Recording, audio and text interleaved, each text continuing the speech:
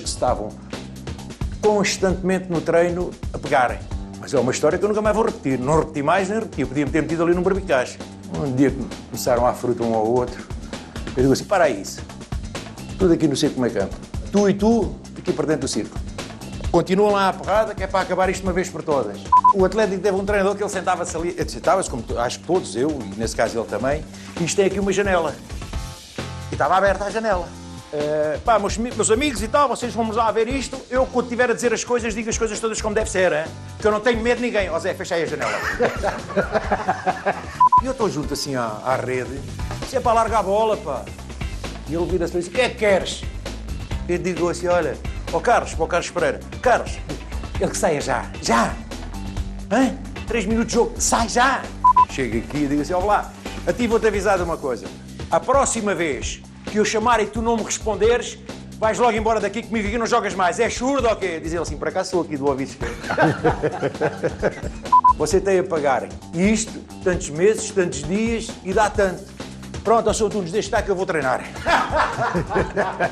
Quando ele se punha ali assim ao pé da rede, que as balizas, o gajo põe as balizas em Cordocã.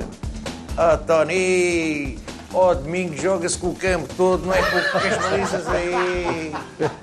E depois, quando for para pagar, digo ao senhor, chama a polícia que está aqui a equipa do Atlético e não temos dinheiro. Mister, pode comer à vontade que eu pago com o meu cartão de crédito. Então é uma história que eu também gosto de ver, aquelas histórias lá de cima, onde eu nunca andei, dá-me um prazer enorme. E tu deves ter algumas, do tempo do Zidane e dessa gente toda. Conta aí uma historiazinha também.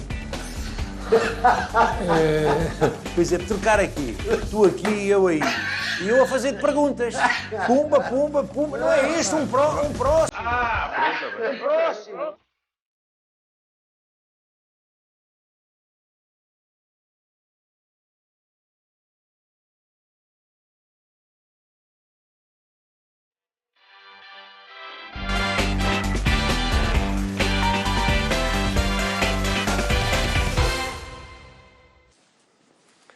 Isto é mesmo sagrado. Não, olha, vou dizer, João, isto faz-me lembrar um hotel de 5 estrelas, mas é capaz também de fazer recuar no tempo que no início não foi bem um hotel de 5 estrelas, foi não? Não, ainda foi, não foi nada de 5 estrelas. Falcão, eu também estrelas de uma aldeia ali de Bucofores, pá. Não, mas era muito feliz. Ora bem, era muito feliz. Esse é que é o mais importante. Nessa altura, era jogar futebol o dia inteiro. Queria lá saber de balneários, eu queria ir a campo e uma bola e colegas para jogar. E foi, de facto, uns tempos fantásticos. E também tive a sorte de viver num bairro onde tinha um ringue de futebol, um clube que, embora fosse um clube amador e com muitas dificuldades, olhavam sempre muito pela formação. Aliás, só tinham formação e várias modalidades, não era só futebol. E eu jogava as modalidades todas. Jogava futebol, jogava basquete, handball. Ao domingo de manhã punham sempre uns trampolins, umas coisas para os miúdos todos do bairro fazerem ginástica. Era fantástico. Mas não era nada luxo. De luxo não tinha nada. O luxo só vinha a conhecer lá para os meus 16 anos, quando passo a profissional do Boa Vista. Mas também passas depois, em termos de seleção, passaste pela Praça da Alegria. Passei. E desde a Praça da Alegria. Ainda sou do tempo em que nós chegávamos, saíamos em Santa Apolónia, apanhávamos o táxi até à Avenida da Liberdade, depois lá subíamos ali aquele bocadito até à Praça da Alegria e chegávamos lá, tínhamos que nos sentar nas escadas à espera que nos chamassem para irmos para o treino. E eu lembro-me perfeitamente dos funcionários a descerem as escadas e nós sempre a afastarmos uns dos outros para eles passarem, porque aquilo era tão estreitinho. Eu adorava vir à seleção, ainda por cima vínhamos todos juntos, todos os jogadores do Norte vínhamos todos no comboio. Aquilo já fazia parte da aventura, não é? Desde a viagem até ao final do jogo.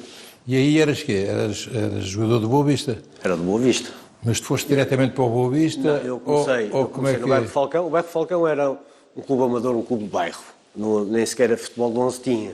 Aquilo era futsal, ou futebol de salão, na altura. E depois, com 11 anos, tive um amigo meu que jogava comigo lá e que foi para o Águia Jariosa, jogar futebol de 11.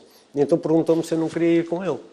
e fui para o Águias de Arezzo, joguei lá um ano. E nesse ano o Águias de Arezzo calhou na série do Boa Vista, do Porto e do Valadares. Depois era uma série ali de clubes, mas tinha o Porto e o Boa Vista como A pesca começou os aí. tubarões, não era? Pois, claro. O Boa Vista tinha boa formação já na altura. E entretanto eu faço, nessa primeira fase, faço 3 gols contra o Porto, ganhamos 3-0. Depois, acho que com o Boa Vista também acho que ganhamos. E o Boa Vista foi o primeiro clube a falar comigo, que me pagava, falou comigo, depois falou com a minha mãe, que me pagavam os estudos, eu era infantil. Pronto, e lá fui. Entretanto, falou o Boa Vista primeiro comigo e na semana a seguir falaram os dirigentes do Porto também. Só que eu já tinha assumido o compromisso com o Boa Vista e fui para o Boa Vista. E a partir daí foi um início, digamos, já atingi um patamar muito mais elevado para aquilo que eu representava na altura. E eu tive sempre a expectativa, de, estando no Boa Vista, não estando num grande, que tinha mais possibilidades de chegar à primeira equipa sem ter que ser emprestado. E ficar. E graças a Deus foi isso que aconteceu. Aos 14 anos já sou chamado à seleção da Associação de Futebol do Porto, para o torneio Interassociações, e no ano a seguir, e era a partir daí que se faziam as seleções, não é? Como ainda hoje se faz isso.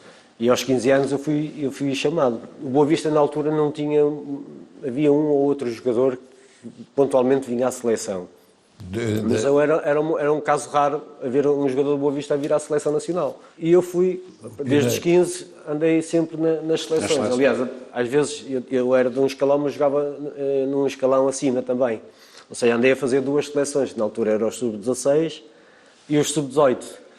E eu fazia as 2 seleções, por isso estava sempre em Lisboa. A escola, meio ano, claro. ficava para trás. Mas foi das alturas mais felizes da minha carreira, foi a minha juventude toda com... E aos 16 assinaste o teu primeiro contrato profissional. Eu primeiro assinei aos 14 anos, no Boa Vista, não podia assinar um contrato profissional, mas podia assinar tipo um compromisso. Um compromisso.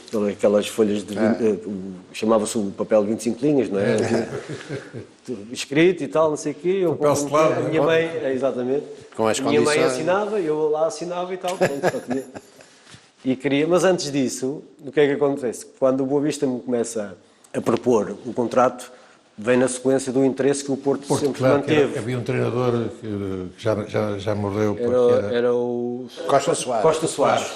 Costa Soares. Sim. Ele acompanhava sempre os jogadores do Porto que vinham à seleção e às vezes vinha connosco no comboio. E eu era muito assediado nessa altura. E então o Boa Vista assinou o contrato com os 14 anos e tal. E a minha mãe, para a minha mãe, para além do dinheiro, a escola já estava a ficar para trás. Se eu não trouxer dinheiro para casa, eu tenho que ir trabalhar. Eu não posso sustentá-lo, porque a minha mãe era sozinha, comigo e com o meu irmão. Eu não tenho condições para o sustentar se ele não for trabalhar. E então, no Boa Vista, o que é que fizeram? Lá assinaram aquele contratozinho comigo e tal. Passei a ganhar um salário ao final de 5 contos, na altura, 25 euros. Com 14 anos, naquela altura ninguém ganhava dinheiro. Naquela altura, 5 contos era dinheiro. Lá eu dava 4 contos e 500 à minha mãe. Já com o nosso Major Valentim Loureira... Aliás, foi com ele. E a minha mãe disse, vocês arranjem qualquer coisa para ele fazer lá no Boa Vista, que eu não quero que ele ande aí o dia todo a vadiar. Que era aquilo que acontecia. Não é? Eu só treinava de manhã ou à tarde, mas no resto do dia não tinha mais nada para fazer. E então o Boa Vista queria-me pôr no restaurante a trabalhar, para me prender ali,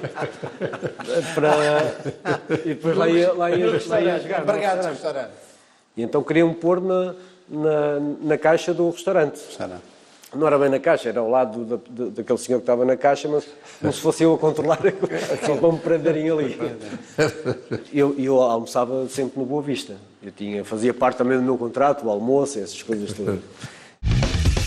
O meu percurso no Boa Vista, eu lembro que aos 14 anos, o Major, nunca mais me esquece, nós fomos iniciados, ganhámos a meia-final em Leiria, íamos à final com o Benfica, pela primeira vez na história do Boa Vista, que nunca tinha ido uma final de iniciados, na altura, e nós ganhamos o jogo e o Major chega lá ao balneário, com um monte assim de notas, calmem lá, eu era o capitão também, calmem lá, não sei, está a ver o que é miúdos, ali que nunca, miúdos do bairro, não é? Claro. Miúdos do bairro. Chegam ao Boa Vista, chegou lá, mas já estão lá de prémio, vocês merecem parabéns, não sei o quê, não sei o quê. E dá-me aquele maço de notas. Eram 40 contos na altura, 40 contos. 40 contos. E lá andava eu a distribuir o dinheiro para os meus colegas. E foi a partir daí que eu comecei a ficar, depois aos 16 anos, aí sim é que faço O primeiro contrato. primeiro contrato. E foi a minha mãe e o meu tio comigo na altura. E só o facto de entrar nas instalações dos séniores, com 16 anos, já era um momento especial. Não é? E eu também comecei a treinar com os séniores, eu jogava nos júniores, mas comecei a treinar com os séniores aos 16 anos. Por isso eu treinava com eles e depois vinha jogar para os júniores. Olha, João, quem era o treinador nessa altura? O primeiro treinador que eu tive no Boa Vista, nos séniores, foi o Pepe. O Pepe. Você deve-se lembrar, o brasileiro? O brasileiro. Pepe era um treinador que dizia que quando tapo os pés, destapo a cabeça. Quando tu tapa a cabeça, destapa os pés. Exatamente. Nessa altura Era boa pessoa. E ele fez parte de uma grande equipa do Santos, pô. Sim, eu sou. Na minha formação, no Boa Vista, os meus treinadores foram grandes jogadores. Eu tive o meu primeiro treinador nos infantis do Boa Vista foi o Germano. Depois, nos iniciados do Boa Vista, não tive um treinador excelente, que era o Sr. Emílio. Depois tive o Celso, brasileiro, sim, que jogou no Juvenis. No Juvenis. E depois tive nos Júniores o Mário João, central. Pois, central. E já o filho jogava connosco, tinha tanta pena do filho dele. O rapaz fazia a mínima coisa que ele fizesse e ele chegava lá, para além de mandar vir com ele, batia nele. Eu tinha tanta pena do rapaz. Quando eu comecei a ir aos séniores, apanhei o Pepe naquela transição, que eu ainda era mais júnior do que sénior, eu ia lá só treinar, nessa altura era o Pepe, e depois apanhei o Raul Águas. O Raul Águas foi quem lançou na primeira divisão. Eu tinha, na altura, 17 anos, e tenho uma história engraçada com ele, porque o último jogo do campeonato era no Estádio da Luz. E nós viemos ao Estádio da Luz e ele, durante a semana, disse-me assim: vais jogar, vais ser o número 10 e vais ser o capitão de equipe.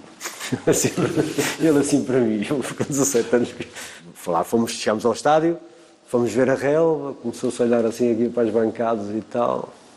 João, se calhar vais entrar, não vais jogar nisso, vais entrar. Melhor vais entrar e tal. E por acaso entrei, mas nem fui capitão, nem joguei titular, não sei, mas naquela altura foi aí que aos 17 anos foi quando eu comecei a fazer parte já do plantel principal. Eu jogo na primeira divisão aos 17 e depois vou aos 17 anos para Madrid. Para o Atlético de Madrid. Quase 18, tinha quase 18 anos. Naquela altura havia limites estrangeiros. Eram 13 estrangeiros. Claro. E o Atlético de Madrid naquela altura tinha o Baltazar, que tinha sido o melhor marcador do campeonato no ano anterior. Tinha o Donato, também era um grande jogador. Era brasileiro na altura, depois até se naturalizou o espanhol. E o outro era não sei se era o alemão ou o Schuster. Acho que era capaz de ser. Acho que era o Schuster. Ou seja, o meu lugar ali estava completamente tapado. E ainda por cima eu fui para lá, porque no último jogo que fiz no Boa Vista, foi contra o Porto, fiz uma fissura no pé e tive 6 meses parado. Ou seja, cheguei lá e a minha transferência tinha sido a maior de sempre naquela altura. Maior que a do Futre na altura. 500 mil contos na altura, que são 2 milhões e meio. 2 milhões e meio. Era uma loucura. Estamos a falar em 87, 88, para aí. Então, cheguei lá, não joguei, estava lesionado. O Gil e Gil, também não era fogo que se cheirasse. Não quis pagar a transferência toda. E então, chegou uma altura em que se eu jogasse, o Atlético tinha que pagar. Então eu não jogava. Acabei por ir para o Atlético Madrilenho, que era a equipa B do Atlético de Madrid. Eu lembro-me de estar numa altura lá e dizer assim: o dinheiro não compensa tudo. Lembro-me perfeitamente disso. O meu filho mais velho, que era o único que eu tinha. Depois já eras casado e já tinhas um filho. Já tinha um filho. Ele próprio olhava para ele. Eu era um miúdo. Antigamente, Espanha é aqui ao lado, mas antigamente não era bem aqui ao lado, não era? Aconteceu que o Atlético teve que pagar na mesma Boa Vista e o Boa Vista acabou-me por meter de volta. E foi aí que eu apanho o Manuel José, a equipa já com 20 anos. No meu percurso até sénior, esse percurso foi muito importante, o major. Até quando eu vim para o Benfica, o contrato do Benfica, e quando é o falecido Jorge Brito. Sim. Uma ótima pessoa também. Foi ele que veio fazer o contrato. O primeiro. Jantamos, tá? Vamos ali a falar e tal, depois as circunstâncias e tal, não sei o quê, não sei o que mais. Nisto, chega às 5h30 da manhã, ainda ninguém tinha falado do contrato. Claro.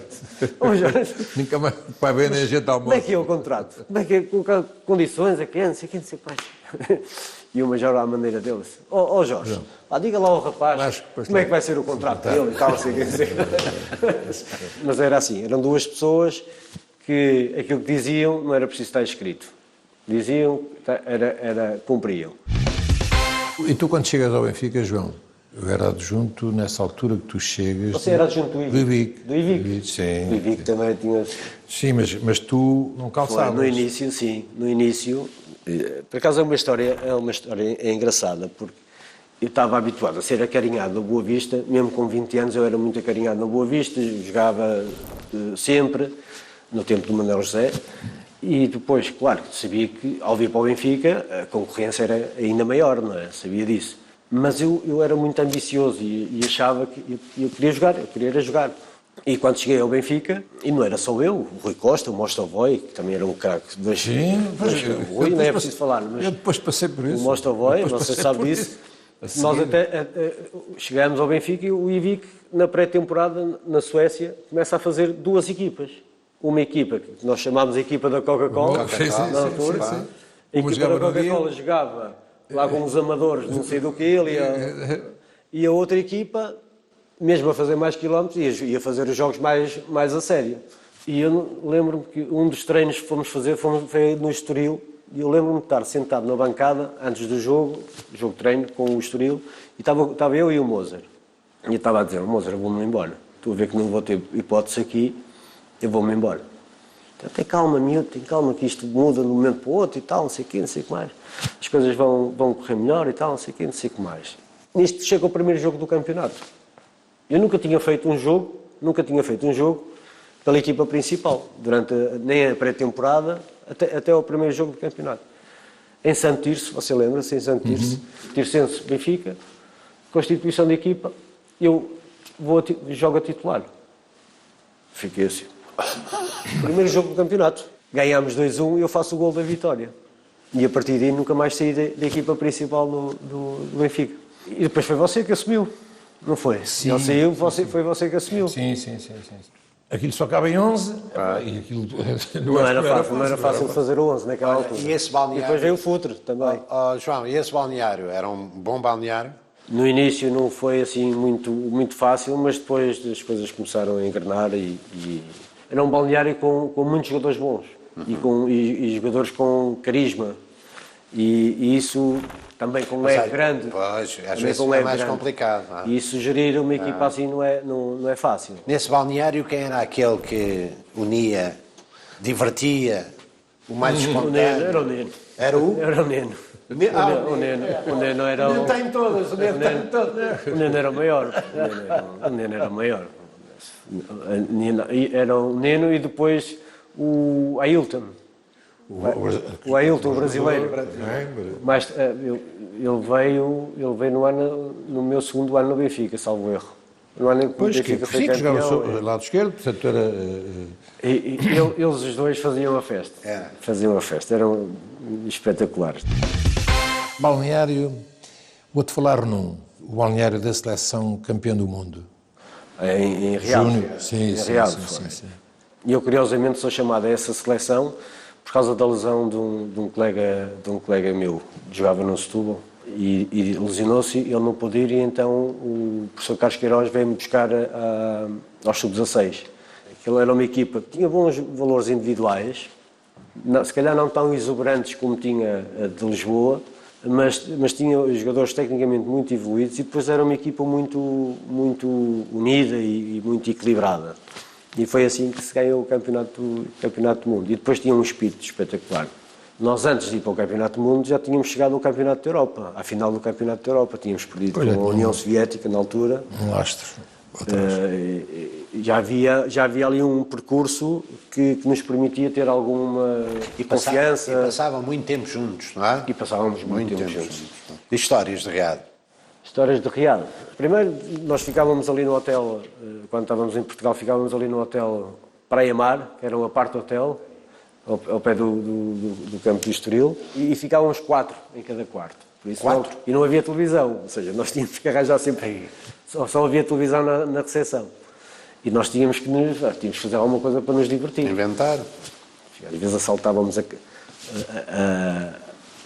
a Arca dos Gelados.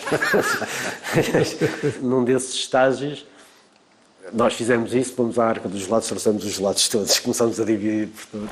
E o professor Carlos Queiroz reúne a equipa toda e disse, olha, façam todas as malas, vão todos embora. Isto não se admite, isto é uma vergonha, não sei o quê, não sei o que mais. E nós todos, com caraças, e agora?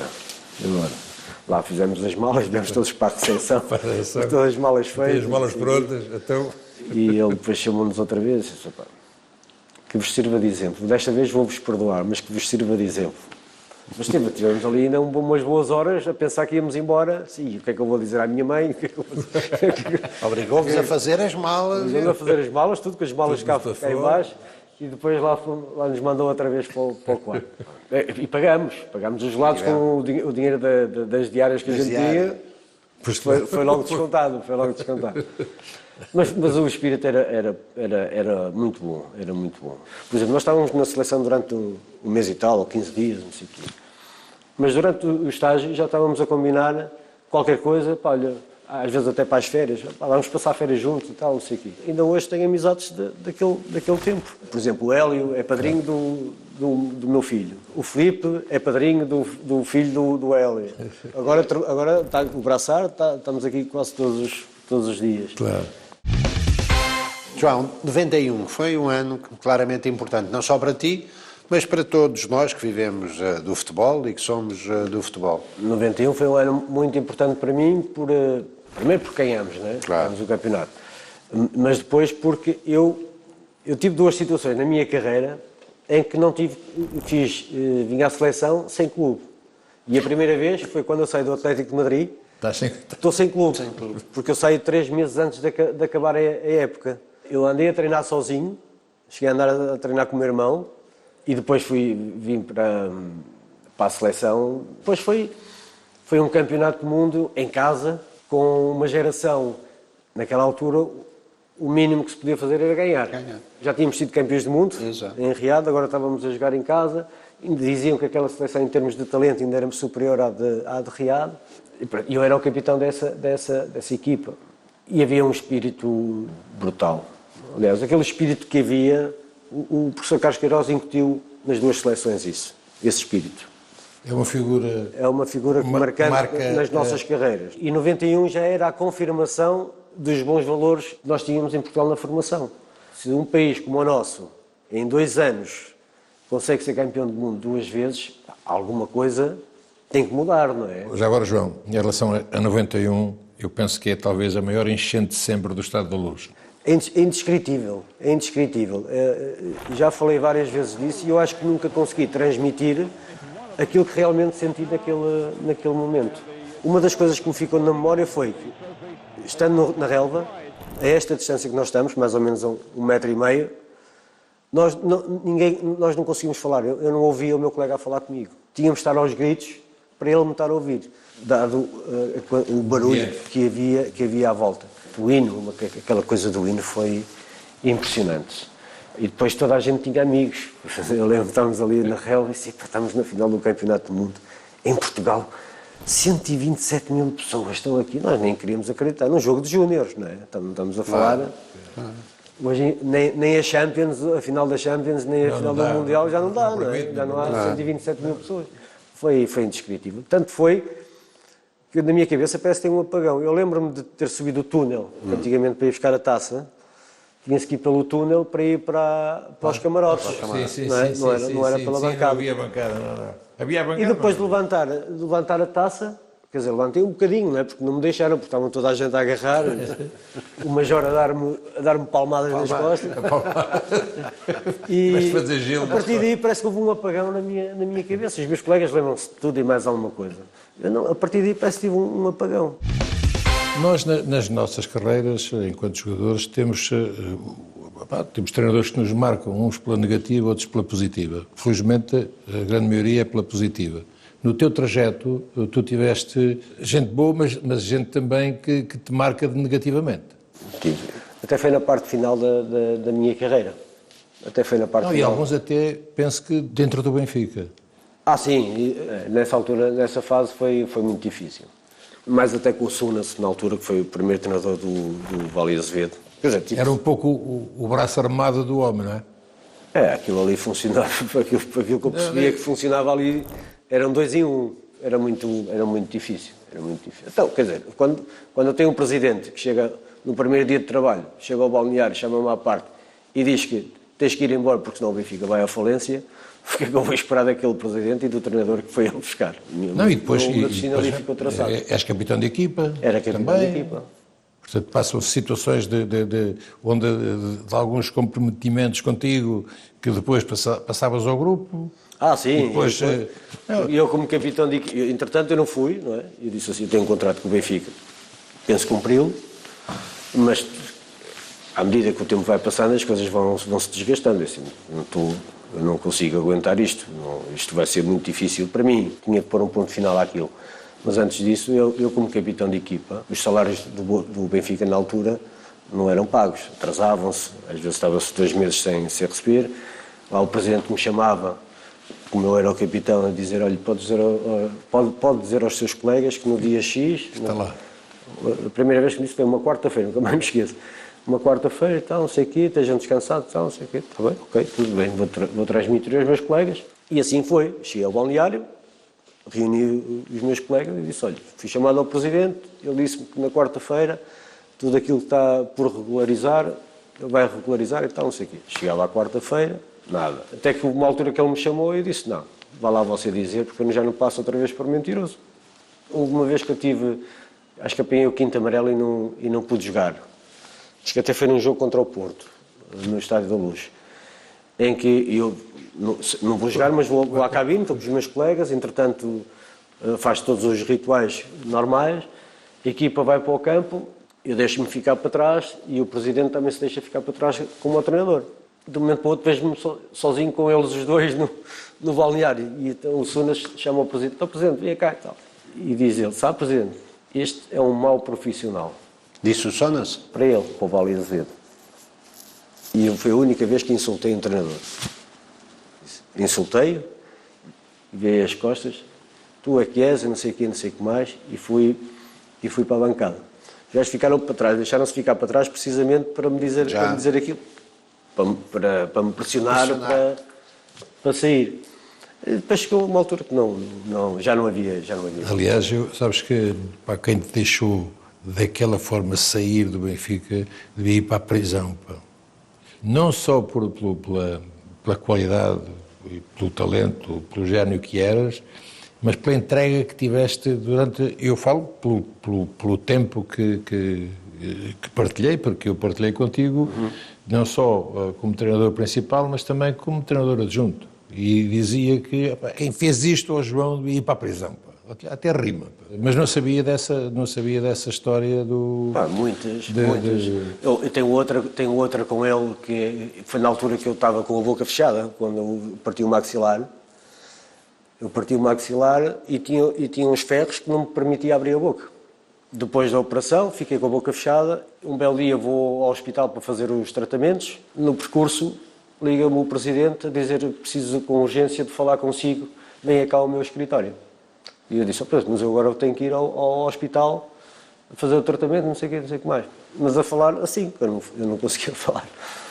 E ele lá me convenceu, fui lá à Avenida da Liberdade, onde ele tinha o escritório, e cheguei lá e disse, olha, eu chamei-o porque estão aí os senhores do Corunha, o Benfica já acertou tudo com eles, você vai se reunir com eles para acertar o seu contrato. E eu tinha acabado de ser operado, tinha a boca fechada, Ainda saía a placa. Nem conseguia abrir a boca sequer. E assim era, eu estava ali, ele abriu a porta da sala, do escritório. E eu disse, olha, eu vou ali ao lado, só por respeito àquelas pessoas que estão interessadas em mim. Mas o que eu lhes vou dizer é que agradeço o vosso interesse, mas eu não vou. Eu vou ficar no Benfica. E assim foi, fui lá e disse e fui-me embora. Ainda fui fazer o tratamento E eu, mas você tem que ir, não sei o quê, não sei o que mais. Eu tenho contrato com o Benfica, eu vou ficar. Eu saio se entender.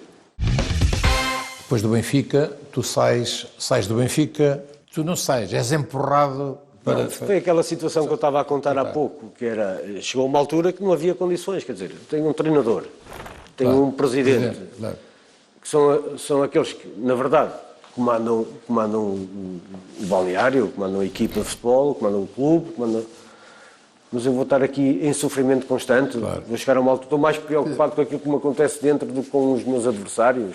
Venceram entre comas pelo desgaste. Venceram pelo cansaço, sim, pelo desgaste. O Vale Azevedo entra, pede para eu sair, até fiquei lá, eu julgo que até fiquei com ele 3 anos, 2 anos e tal. Ainda? Ainda. Para além do desgaste de treinador e presidente, depois os resultados também não ajudavam, não é? E depois começava-se a espalhar o boato que eu é que andava a minar o balneário, que eu fazia isto, que fazia aquilo, e não sei o quê, não sei o que mais. É fácil fazer chegar isso... Eu comecei a perceber que aquilo já estava ali a ficar dividido e assim, agora enquanto tinha as pessoas comigo que acreditavam na... Depois passa-se a mensagem agora, quando se passa uma mensagem errada, já deixei de ter condições, vou à minha vida. Eu às vezes até comentava muito com o Rui, que era... Eu não acredito que ele me está a deixar sair assim, com a carta na mão. Não vai buscar nada comigo, o Benfica não ganha nada comigo. Eu não estou a acreditar. E tanto não acreditei, porque o notário que nós fomos, nós estávamos numa sala, ele levantou-se e foi para um outro gabinete, e eu levantei-me e fui atrás dele. Para vocês verem ao ponto que aquilo estava, não fosse ele falsificar aquilo ali, não alterou nada, mas eu não acreditava que eu ia... Eu assinei aquilo, saí acho que era do notário, disse, já não sou jogador do Benfica, eu estou livre, não sou jogador de ninguém neste momento. Embora já tivesse algumas propostas e conhecimento de outros clubes, mas a verdade, naquele momento... Pois, livre. Estava livre. E depois passei o Campeonato da Europa, 2000, ao telefone. Olha, foi a primeira vez que os jogadores ficaram em quartos individuais na Seleção Nacional. E a partir daí, de 2000 até hoje, os jogadores ficam em quartos individuais. 2000, ano 2000. Seleção. O ano 2000 a seleção era muito boa, em termos de qualidade, e depois eram 23 jogadores bons. E eu imagino o Humberto para fazer a equipa naquele ano, porque qualquer um deles podia jogar. E a verdade é que depois do jogo da Inglaterra, que aquilo ia dar para o torto, que aos 20 minutos estávamos a perder 2-0, e eu já estava a começar a pensar, bem, como é isto, aos 20 minutos de 2-0, e nós não tínhamos feito ainda muito, isto não vai ser fácil hoje, podemos ser goleados. Entretanto, aquilo, de um momento para o outro, começa o Figo, logo a seguir. O golo do Figo. Faz um grande golo também. E tu depois agora com alguma sorte, mas fez um grande golo. Desentupiu aquilo, começámos a ganhar a confiança, e depois eu faço o 2-2. Que é uma grande jogada.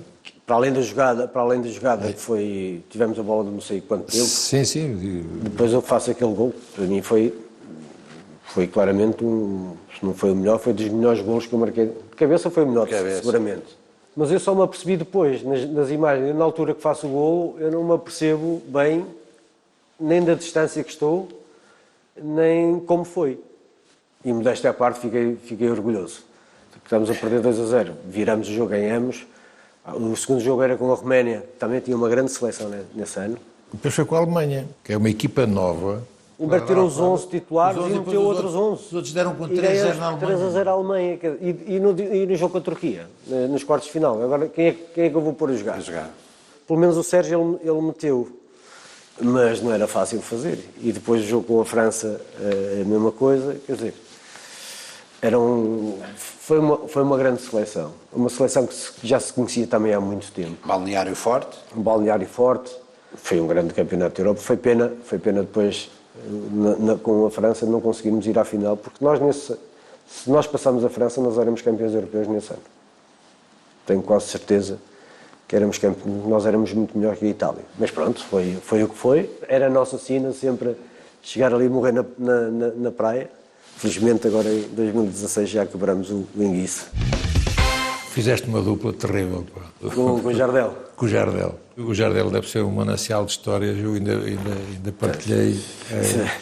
E nessa altura, a cabine do Sporting, a grande maioria eram portugueses, coisa que é rara atualmente em Portugal. Eu, quando vou para o Sporting, encontro uma série de colegas meus de seleção, ou já tinham jogado comigo na seleção, ou outros noutros clubes. E estamos a falar de Estamos a falar em 2000. Em 2000, eu fiquei lá no Sporting até 2004. Isso também ajudou depois os miúdos, o Viana, o Cristiano, o Quaresma. Eles entraram num bom ambiente, com bons jogadores, numa altura em que a equipa também começou a ganhar, com o Bologna. E depois o Bologna também tinha coisas engraçadas. Então solta-te. Tinha coisas engraçadas. Uma vez estávamos num treino, Alcochete, ao final do dia, são milhares e milhares e milhares de mosquitos. Não se conseguia correr de boca aberta no treino. E o treino já estava a demorar, os treinos do Bologna eram, para além de serem duros, eram demorados. Já na parte final, já estava a escurecer, toda a gente a ser picada, e nós a dizer, mister, acaba lá com isto, que já não temos condições para treinar, estamos aqui a comer mosquitos e tal, não sei o quê, não sei o que mais. Não, nós temos que fazer finalização, falta fazer finalização e tal, não sei o quê. Bem, começámos a fazer a finalização, tal. E aquilo nunca mais acabava. Tumba. Deixámos mesmo de ter condições para tudo mordido. E então os jogadores começam a dizer uns para os outros, pá, vamos mandar a bola lá para a quinta, lá para trás, para ver se nos mandam embora e tal, não sei o quê, não sei o que mais. E assim foi. O plantel todo. Vinha para trás da rede, e era preciso dar um pontapé para a bola passar. Coincidência, há o miúdo Cristiano Ronaldo a treinar connosco. O miúdo tinha acabado de chegar. Chegou a vez do miúdo. E o miúdo manda a bola também para a quinta. Claro, os mais velhos mandaram, coitado. E o Bologna para o treino. Cristiano, buscar as bolas, todas. Eu fui buscar a bola que ele mandou e a bola dos colegas. E nós a dizer, mister, mas a culpa não é dele, a culpa é nossa, nós é que mandamos, não sei o quê, não sei o que mais. Ele é miúdo, ele tinha que saber que não pode fazer isto. Ele é miúdo, não pode fazer. E foi buscar a bola. Lá foi buscar as bolas. Gostei dessa do Cristiano, pá, acho que o puto é que teve que pagar pelas bolas que iam por cima da rede, vocês lá combinaram.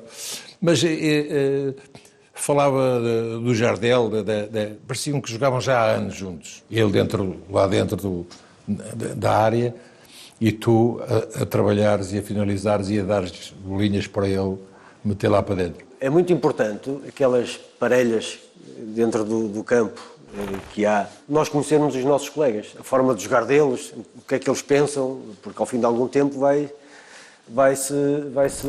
vamos a perceber nos treinos, a forma de jogar, o que é que ele gosta mais, quais são as virtudes, quais são as debilidades que ele tem. É importante os colegas saberem isso uns dos outros. Com o Jardel era engraçado. Ele tinha...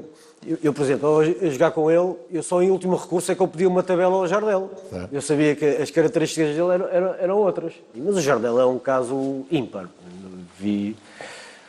Eu acho que nunca vi ninguém como ele. E nós falávamos todos uns com os outros no Bologna. É impressionante, pô. Ele está parado, a bola vai ter com ele. Vinha ao jogo, ele, pumba, dois golos.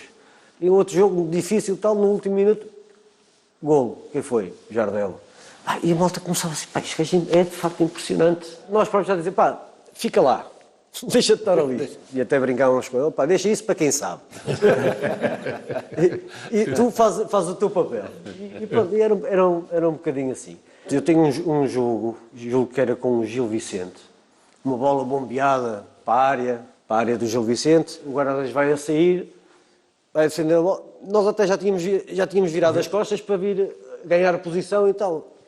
O guarda-redes vai a saltar, larga assim a bola, assim do nada, quem é que está atrás dele?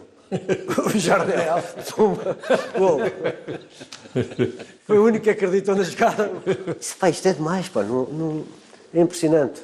Um dos treinos que estávamos a fazer na academia, naqueles campos curtos, não é? Que é espaços reduzidos, que é muitos remates e tal, não sei o quê.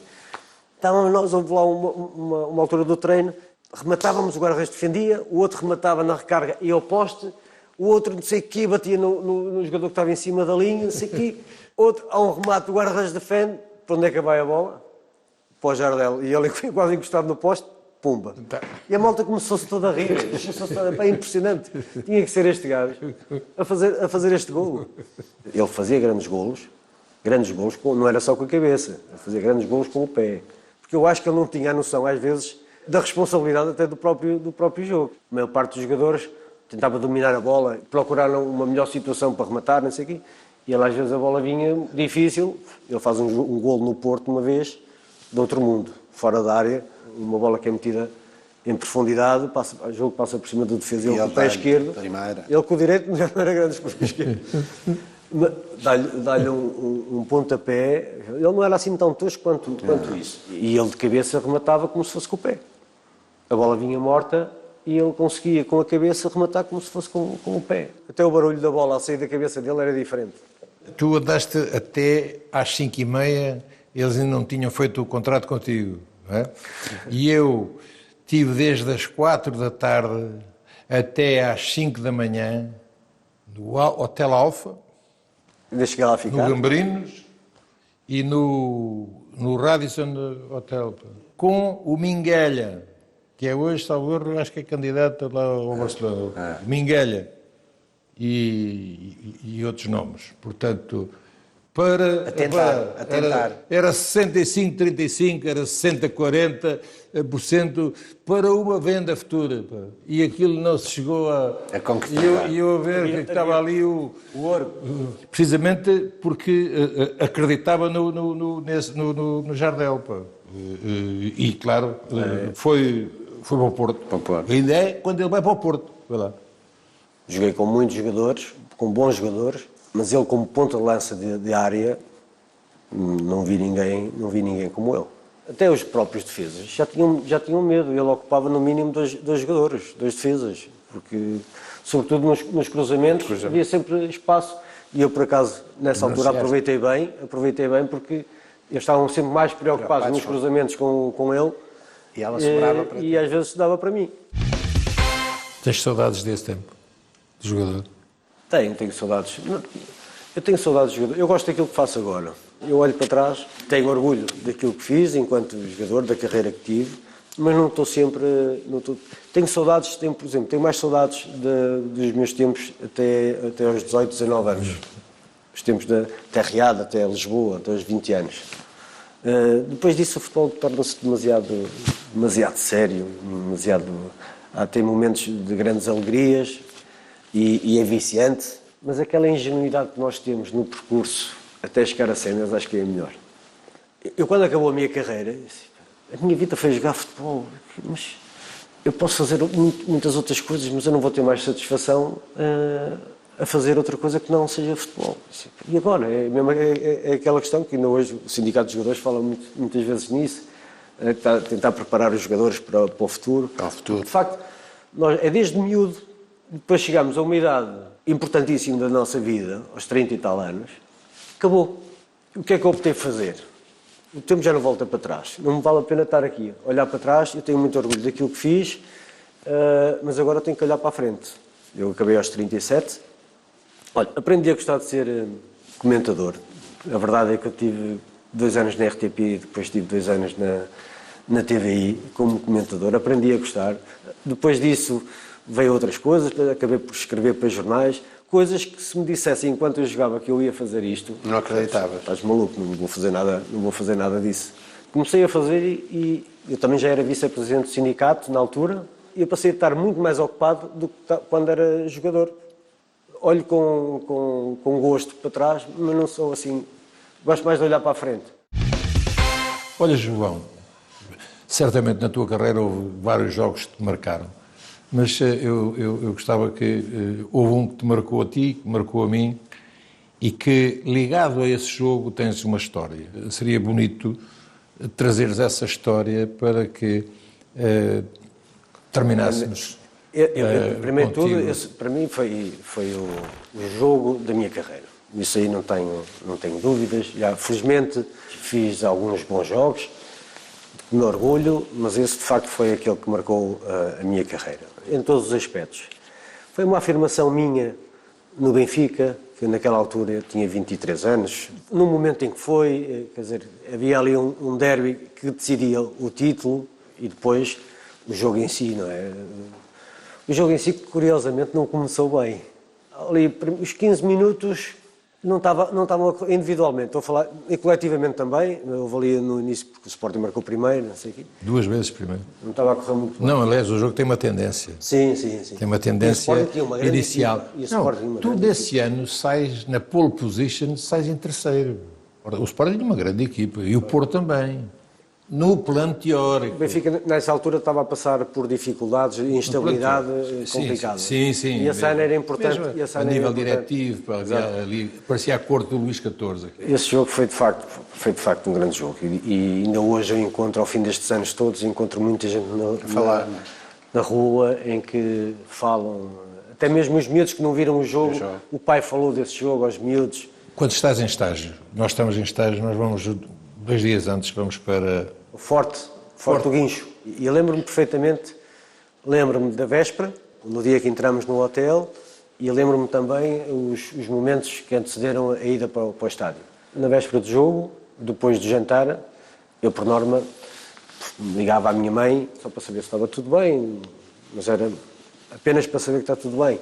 Todos nós, naquela altura, era o jogo que ia decidir no dia a seguir ansiosos, o título, estava tudo ansioso, estava tudo... Em alguns momentos até receosos.